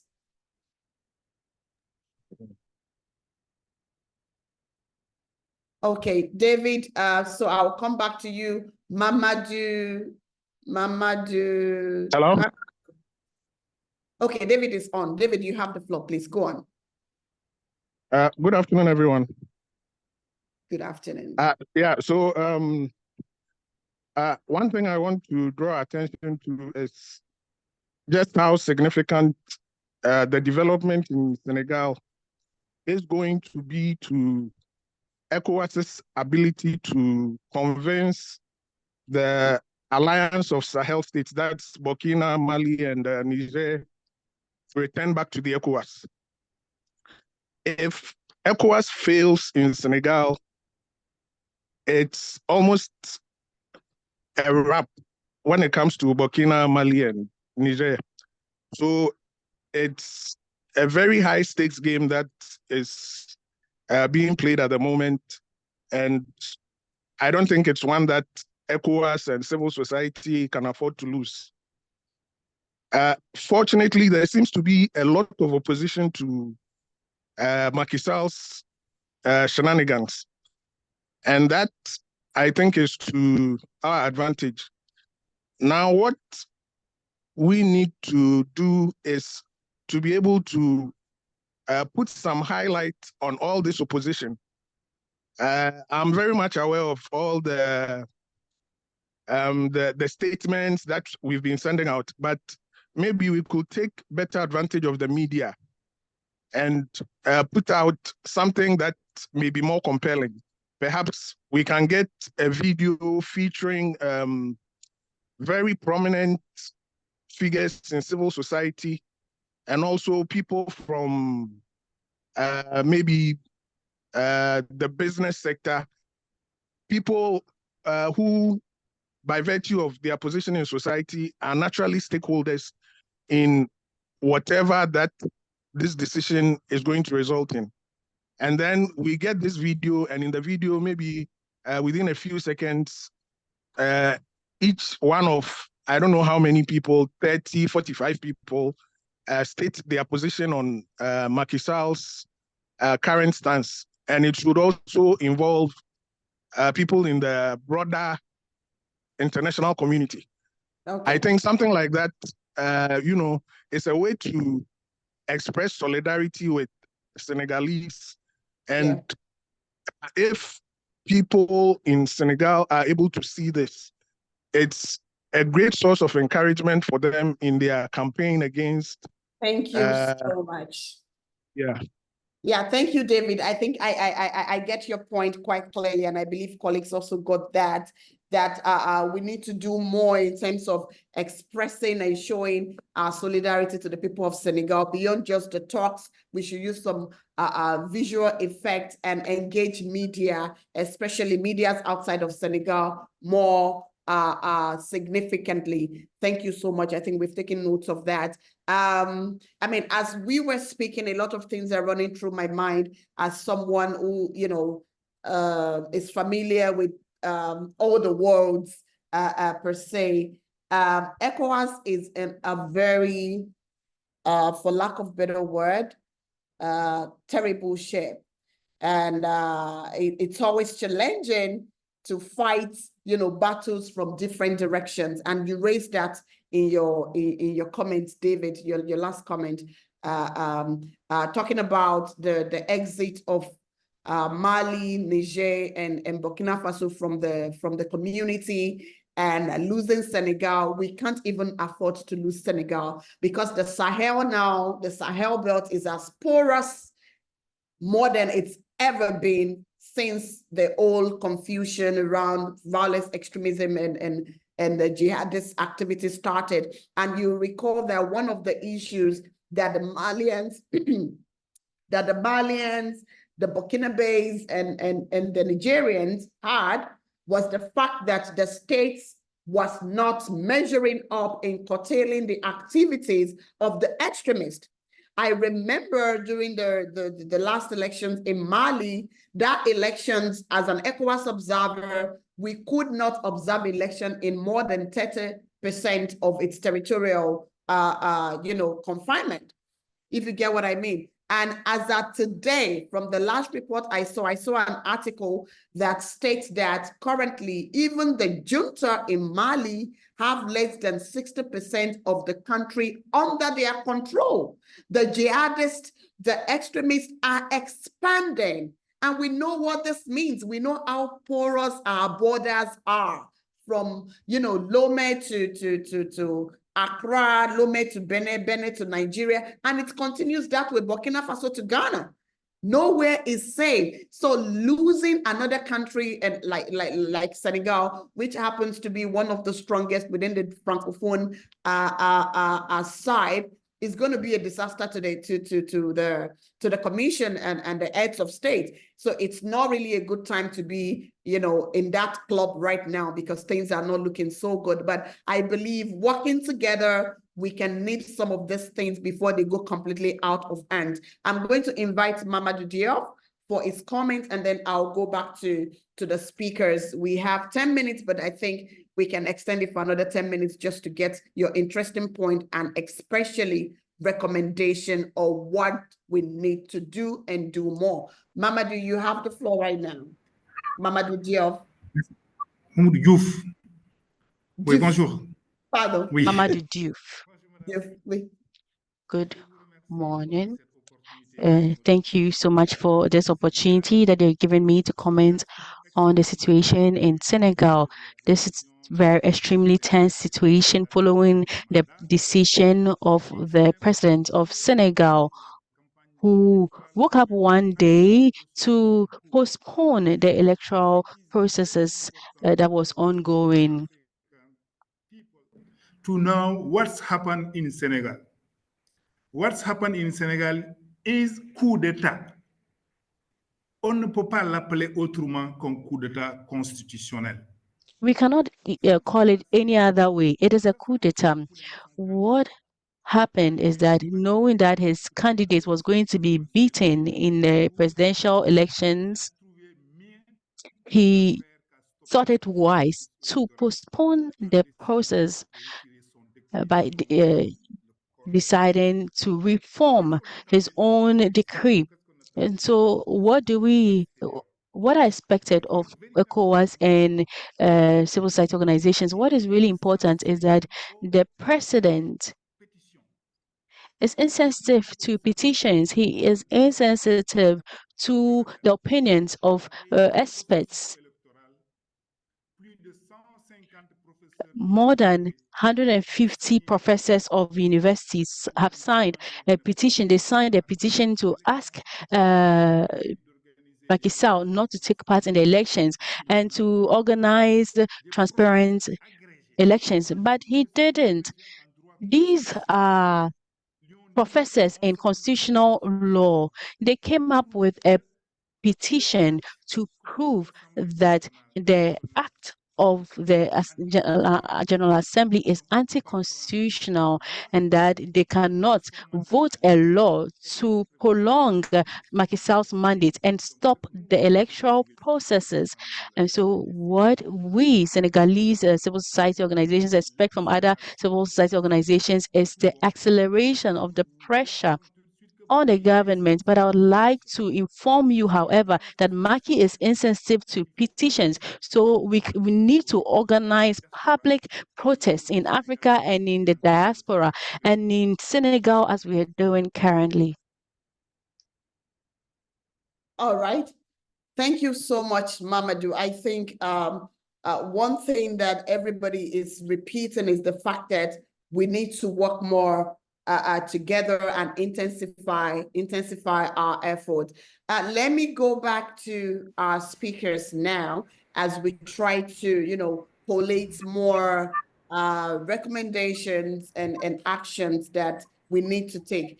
We have, as part of the work that we are doing at the Civic Space Resource Hub, a project that is actually facilitating this webinar in collaboration with WACSI. The goal, like I said, is to strengthen the capacity of civil society actors contributing to push back, restriction to civic space. And as we speak here, we have colleagues joining us in Accra here, gathering to really unpack the concept of civic space and the regulatory environment in which civil society work. I hope one of them may want to intervene right now. Do we have anyone in the room, Fifi, that may want to comment before I move on? Anyone in the training at the moment that would like to make a comment on the situation in Senegal and contribute to the conversation? Yes, Lara, we have one of the participants here who would like to share their view. So okay, can we have their camera on? That would be really great. Very quickly.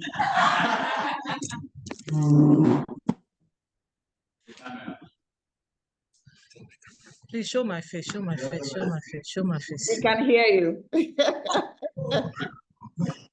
Okay. Yes, Ajia. Yeah, so just to say that it's true that we are here trying to study the policy space and then see how we can contribute to enforcing what our rights are in terms of the civic space. Now, listening to the presentation that has gone on so far in terms of what others are contributing, I think that it's just right that as Ghanaians in the space of civil society, we're able to solidarize with our colleagues in Senegal, and then also say that as a a body that is always interested in making sure that the space continues to widen.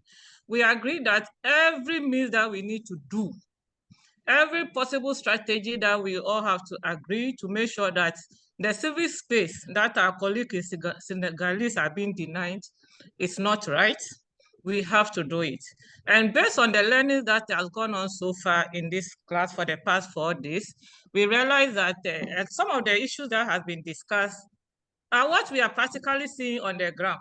That if as civil society, we do not intentionally play our role in terms of knowing what our duties are, what our responsibilities are, and demanding it at the right places, we'll get into a stage where we are like this. We are in Ghana, and it is true that we are in 2024, the election is going to come on. And as the election is going to come on, Senegal situation just should tell us that we need to fetch water and put by our side. And that is the proverb that is in Ghana here, that if you're, thank you, you know it. Yeah, so what it means is that we just need to be very intentional about our actions. We need to be very intentional about knowing what we need to do and who to engage, and we need to start doing that now as civil society in this country, as we send solidarity messages to our colleagues in Senegal and tell them we are behind them in every action. And we expect the judiciary to be very fair in this thing and support the course of action and make sure that the civil space is not shrunk at all. Thank you so much. That is coming from one of the participants at the ongoing Civic Space Protection and Regulatory Compliance Training being organized by Civic Space Resource Hub for Ghanaian CSO in its second cohort. Thank you so much. So I'm coming back to the room now. Now I feel like I'm hosting a TV program. So yeah, I want to go to Precious. Precious, one of the things that the Civic Space Resource Hub does is to enhance the capacity of civil society on digital protections and rights. And interestingly, this is what your organization does for a living and does within Civic Space Resource Hub. So can you just share with us very succinctly 1-2 actions that an average Senegalese civil society and citizen may need to activate on their phone or on their gadget should this internet epileptic continues? Just very quickly, what 1 or 2 tips that we need to know to not kick ourselves out even when internet shuts us out, and then you can give us your final words after you teach us those the 2 tips that I talked about earlier. Please, colleagues, can you also look at the chat box? We have colleagues providing information, communiques that have been shared, statements that have been made, documents and videos on these issues in Senegal and of course around democracy generally. So Precious, you have the floor. 2 minutes, please. Thank you, Omolara. So I will go straight to the point. And I think that a lot of us here are well versed in what exactly we need to do when there is a shutdown or there is a shrinkage of the space on the virtual space, I mean. But then I would mention that the first thing we all know is the VPN, which everybody is aware of, the virtual private network.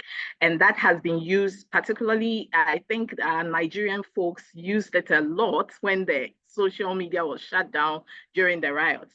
And it's just a tool that throws your IP address around. So it's easy for you to say, I am in Senegal, but I am actually browsing from Ghana, or I'm browsing from Gambia, or I'm browsing from Nigeria. And that way the internet service provider is not even aware of where you are coming from. So that VPN is a tool that you can get. Some are free. And so when you Google it, it's easy for you to get that tool on your devices. I'll also say that our traditional media is a means where we can also explore activism when the internet space is shut down. It's a space that is never going to die out, even though internet services are thriving now. We should make use of it in any way possible. And I remember one of our contributors mentioned that when our forefathers had these issues, there were no internet, but they used community activism to make their voices heard.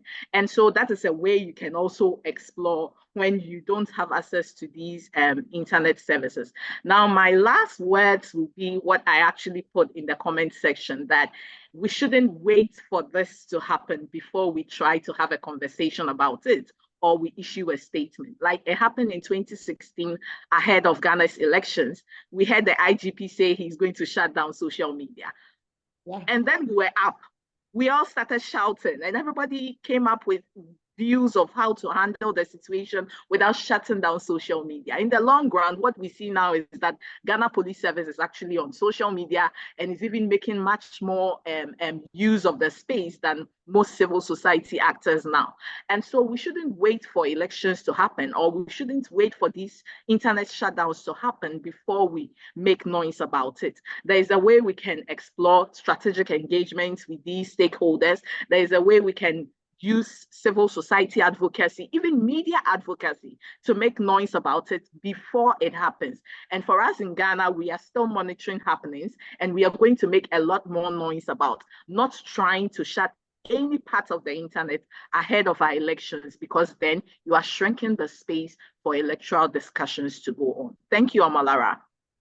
Thank you so much, Precious. We really appreciate those two tips. I think the first one, I'm very familiar with VPN, but actually reconsidering the strategic use of traditional media is something I'm taking away from your submission, your final submission. Thank you so much. I'm going to go to Gard. Gard, is Gard still in the room? Let me just check. Gard. Okay, Gard is still in the room. Thank you so much for staying true. Thank you. Gard. Welcome. Yeah. Talking about ECOWAS, and I don't want to be ECOWAS right now. In fact, somebody puts in the comment section, why is all the coup taking place in Francophone African countries? Wow, that's a question that I think we will need a new webinar to talk about. But Gad, there's been a lot of fingers pointing to ECOWAS. And I find some of the comments quite interesting and intriguing. I love the point that Madi made around looking at the commission, because whenever we talk or think about ECOWAS, I'm thinking of President Nanado, Tinubu, Macky Sall, Tano, Eyadema, Ouattara, and the likes. But what about the commission? So, Gad, I would like you to share with us, going from here with Senegal at the center of it, what should ECOWAS do and how can we do it with them? Because as it is, I don't know how to translate this from my language. If it is not well with hey, it is going to be difficult to be well with B. So, and Gad, I would like to hear from you on that, and then your final words.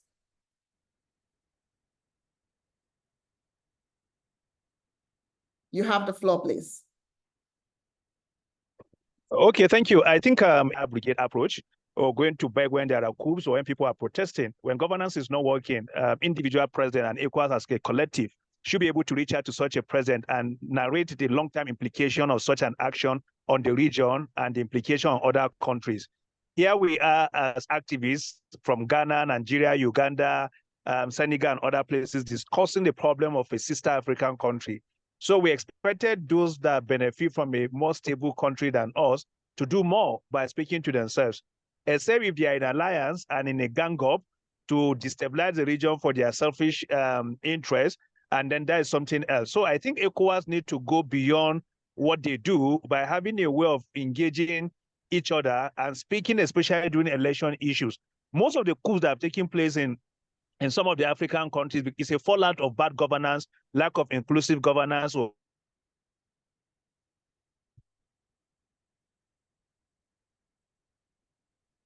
governance that is very exclusive. And so we need to ensure stability in the region, not only economic stability, but political stability as much as possible. And so we need to, and they need to help us to make the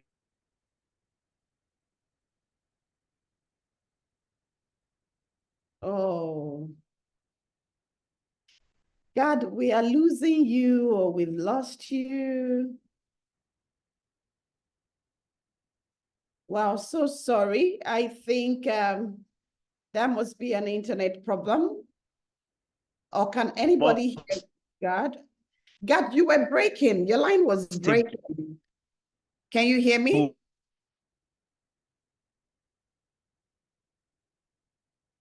Okay, I think we are having some internet issues with God's submission. We have some break in his internet connection. So we would come back to him in a moment. We'll come back to him in a moment. Please, for all the participants, my colleague will be sharing a short survey for us to complete.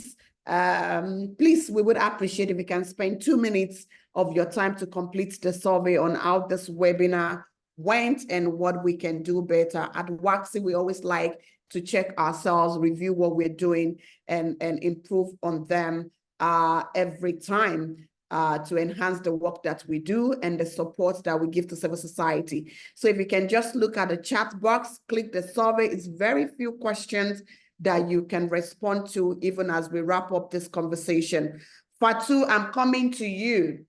You have been a beneficiary of the Civic Space Resource Hub project, cohort 1, yourself and your organization. I would just like to hear from you how there's been a lot of conversation on writing statements to support rebuilding solidarity, civil society, marching on to ECOWAS Commission, holding other leaders to account, telling ECOWAS to do A, B, C, and D. Fatu, from where you sit and with your experience in engaging with the CSR-Hub, what do you think we should be doing? What would you advise a project of this nature that seeks to keep the civic space open through enhancing the capacity of actors within the space? What else do you think we can do at this material time for Senegal civil society? Fatu, you have the floor. Merci, Omolara. Donc, étant bénéficiaire... Thank you, Omolara. As a beneficiary of the first cohort of this resource center of Resource Hub, who has now helped me in relation to the vision that I believe that I have now about the fight that we should have. Quickly, I believe that the first thing to do is to mobilize all the members of this resource center and even beyond, all the people that are able to be member of this civil society to carry out international campaigns. And before this campaign, I think that if we can benefit from capacity building in relation to the protection of our dear civic space, to be able to ensure that this shrinking of the civic space that is being observed now, how we can ensure that this civic space will be open to enable us to voice ourselves out, to get mobilized, and to maintain our voice, to keep the voice that we have as citizens. So if we can have to enjoy capacity building, why not organize this kind of webinars and gather the alumni of the cohort and with people that are expert in civil space protection and in legal matters, and they should discuss and find responses to our questions so that we can carry out a campaign that will be international in nature, because the research center has already done something good. There's a declaration that is being passed around. We are finding solutions. This roundtable brought a lot of responses to our questions, but we should not stop there, because this center of resources is replete of resources, people that are able to get things changed. We should not wait until another crisis hit in another country before finding solutions. So we need to take the far front, and we are able to do this. And we are able because the resource center allows us to have all the skills and all the assets. The dialogue that we are proposing now in Senegal, it does not it is not legal. In fact, it cannot come to anything good. And so there's no there will not be a favorable end. So we have to consult ourselves. We have to discuss to strengthen, to build the capacities and the skills of the members, and this way we will find solutions and progress. Thank you so much, Fatu. Thank you so much. Before I call on Sadiq to make his last remarks, his final remarks, sorry, I think a few comments that I may have missed. So Olawale Olushola says, although many things are wrong with ECOWAS from within, there is a lot to do in the long term, and hopefully the capacities of established and emerging civil society can be enhanced to reverse democratic deficit in ECOWAS. All strategies rather than one will help achieve transitions from tolerance to zero tolerance of undemocratic practices in the region. Thank you so much, and I agree with your submission. Another colleague of ours, Arome, says, there is no better time for young people to organize than now. The fate of the future depends on what we can do with the opportunity this crisis across the sub-region present. Organizing is beyond protest. Banter is beyond protest, banter on social media, and even speaking up in the media space. We can lobby key stakeholders, bearing in mind that we would not compromise our stand, but stand true to the cause of social change. I also agree with you, Arome, for this interesting submission. So Sadiq, you are going to be the last person or the speakers to make final submission on these issues. And I understand the role that you play within the Senegal civil society community, and of course, the achievements that you and your organizations and the network you belong have made in the past. And I also know personally that Senegal is very good at sweeping. I'm really looking forward to that because I know Senegal civil society to be one of the strongest in the region. But Sadiq, can you tell us where we most need support right now? What would an external support look like Merci, from merci. society?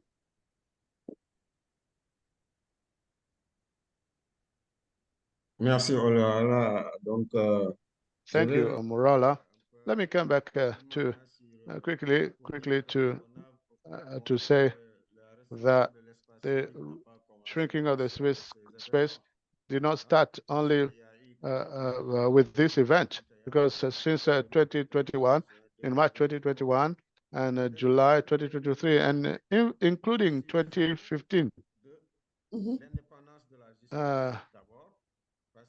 on the independence of the judiciary, because we noted that when the powers was instrumentalizing the judiciary to block the candidacies of Karim Wade, Khalifa Sall, from 2015 until 2019. And then we have what we call syndrome of the third tenure. Abdullah Wade created a lot of trouble within the third term that was combated with the M23 electoral. But today we are in a litigation, pre-election dispute that started since 2019. And so quickly, what we can do at international level, like also to address the issue of the religious leaders. It is important. In Senegal, we note that the religious leaders often intervene in the political game, and the church was really instrumental and in relation to their stand. They said that Macky Sall violated the constitution. And then for the other religious leaders, they are inviting people to be to discuss and to privilege peace. Now, I'll finally talk about mobilization. I think international mobilization in the form of a campaign will be a good thing. We said good things here. Campaign in the form of petition. Petitions may also be efficient when they get to international level, it goes beyond academia, but it is, broadly speaking, in all countries, any countries, petitions will be okay. We also need to need citizen mobilization. It may be artist mobilization of the mass, right to embassies, diplomatic organizations. This will be a campaign, as we said. Even the visual, things like that can also influence many things in Senegal. Finally, I want to, there's the event in Senegal also touch on the behavior of ECOWAS, the attitude of behavior. This was criticized, not only in Senegal, but in other countries also that were victims of military coup. ECOWAS needed to be supported by the civil society. This is why I would like to remind you what we start with works off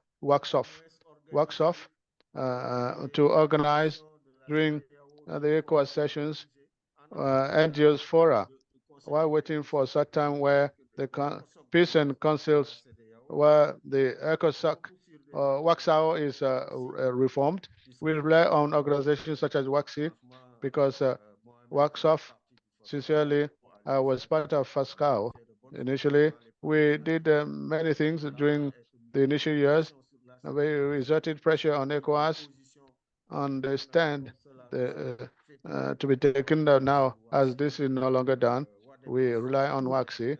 We rely on Wadamos, who has been established now, for us to strengthen this presence of the civil society to support ECOWAS, because they need supporting. They need supporting. Oftentimes, they even need to make pressure on we even need to make pressure on the Commission, on the head of state, for ECOWAS decision to be enforced, because more and more the state, the authorities anyway in Senegal, they no longer enforce ECOWAS decisions. So we need to push on this level. So we need support to support ECOWAS and mobilize around ECOWAS. Maybe we need to organize a fora of and African NGOs or West African NGOs during ECOWAS sessions. This is what I would like to say in concluding, and I would like to thank everybody. Maybe we'll need to organize another meeting to buttress on it again, but I told you where it came from. So in 2021, one candidate felt that they wanted to apply the same reason to him like his predecessors, and that the civil society was against that. And this was why the civil space was shrinked now. Thank you. Thank you so much to you, Sadiq, for helping us to wrap it up from there. You've raised very interesting propositions, recommendations that we have taken note of, and they will action on it. We'll be reaching out to you beyond this webinar. You talked about the need for petition, collective and individual petition, mobilizing citizens to speak about the issues and air their views, engaging diplomatic institutions, and supporting ECOWAS to do the right thing, and of course, rebuilding and promoting solidarity from external civil society like the Wadamos and the Waxi, Wati, and the likes. And these are really interesting ideas that we are going to act on, and we hope colleagues joining us on this call, we also use the platform, their respective platforms, their organizations, to action on some of this point. Please, colleagues, we still have the survey in the chat box. Just click it and just respond to the questions therein. It should take you not less than 2-3 minutes to complete. Is to enhance the work that we are doing by learning from you and how you feel being part of this. A few comments. Somebody says, Dr. Pietro, before I run up, and I apologize that we're about 20 minutes late officially, but I think the topic or the issue at hand is so critical that going to bed would mean that we would have our eyes open. So please, I crave your indulgence for these extra minutes that we are spending on this webinar. It is not in our character as WACSI at all to go beyond time. So just to read out Dr. Pietro's point, it says, just to point out there is a re-balkanization and capture of Africa. China, Russia, etc. are bent on dislodging the hegemony of Britain, France, and America in Africa. ECOWAS, African Union have so far failed to address this reality. Unfortunately, we may, I will put may, witness the emergence of more authoritarian regimes. This is not so far from the truth, but I'm hoping that we would have a platform in the course of the year to talk about the geopolitics impact on ECOWAS, or I would say West African democratic journey. Geopolitical impact. So we're going to talk about that. And I promise you that we will use this platform to unpack some of these issues in the nearest weeks or month. And another person says we must also not allow any external military intervention in Senegal. No matter what, Africa can solve its problem by itself. And I completely agree with you as well. We should not entertain external military incursion in any way. Finally, Professor Charles says, I agree with the current speaker, the ECOWAS Commission needs support.